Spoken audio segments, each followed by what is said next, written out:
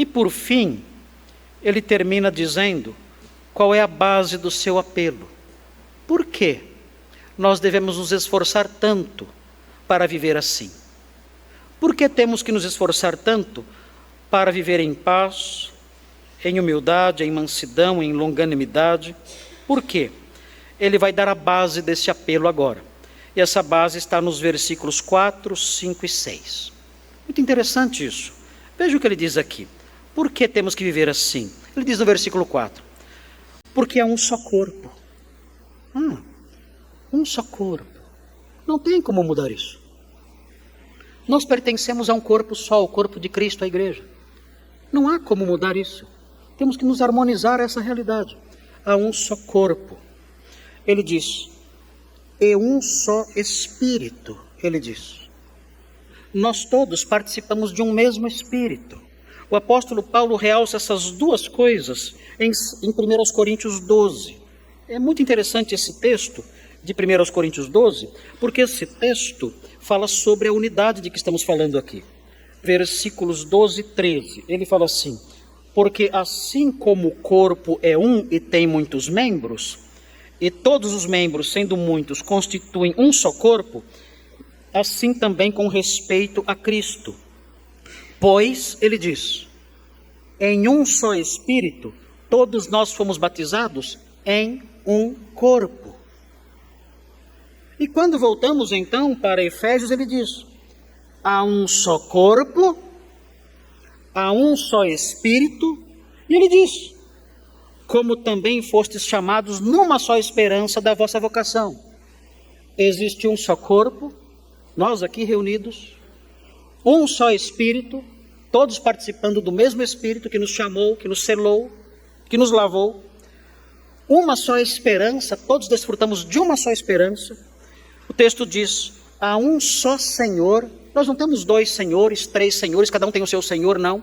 Há um só Senhor, isso nos une. O apóstolo Paulo, quando escreve aos Romanos, no capítulo 10, versículo 12, ele fala, não há distinção entre crentes judeus e crentes gregos, porque todos os crentes judeus e os crentes gregos têm um só Senhor, e isso nos une. Por isso não há distinções entre nós de raça, não há distinções entre nós de cultura, não há distinções entre nós de posição social, intelectual. Nós todos estamos debaixo de um só Senhor, e isso nos iguala. Esses fatores todos nos igualam. Vejam, somos participantes de um só corpo, de um só Espírito, de uma só esperança, temos um só Senhor, nós estamos igualados em tudo. O texto prossegue, temos uma só fé, todos nós participamos das mesmas crenças vitais, nós cremos na mesma coisa. O texto prossegue, e um só batismo, todos nós fomos batizados em um corpo pelo Espírito Santo, todos nós. Ou seja, esses fatores todos nos igualam. Paulo diz, vejam, nós participamos disso tudo juntos. Por isso temos que manter a unidade, na paz e no amor. Temos que viver assim, unidos, porque já somos unidos, já fomos igualados, estamos unidos em tudo. Participamos do mesmo corpo, do mesmo Espírito, do mesmo chamado, da mesma esperança. Somos obedientes a um só Senhor, temos uma só fé, participamos de um só batismo. O texto prossegue, um só Deus, que é Pai de todos, ele diz. Somos todos irmãos. E ele prossegue, agora vem coisas interessantes aqui. Ele está sobre todos, ele é o chefe de todos, o Senhor soberano, chefe de todos. O que vem agora é interessante demais, queridos. Ele age por meio de todos. É lindo ver isso. Todos os crentes na igreja são instrumentos de Deus para a realização das suas ações.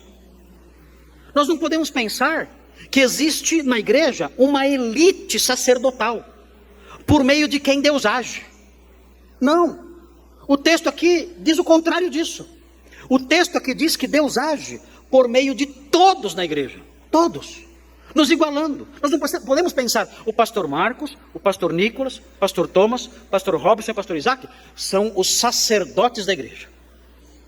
Por meio deles, Deus fala a nós. Ok.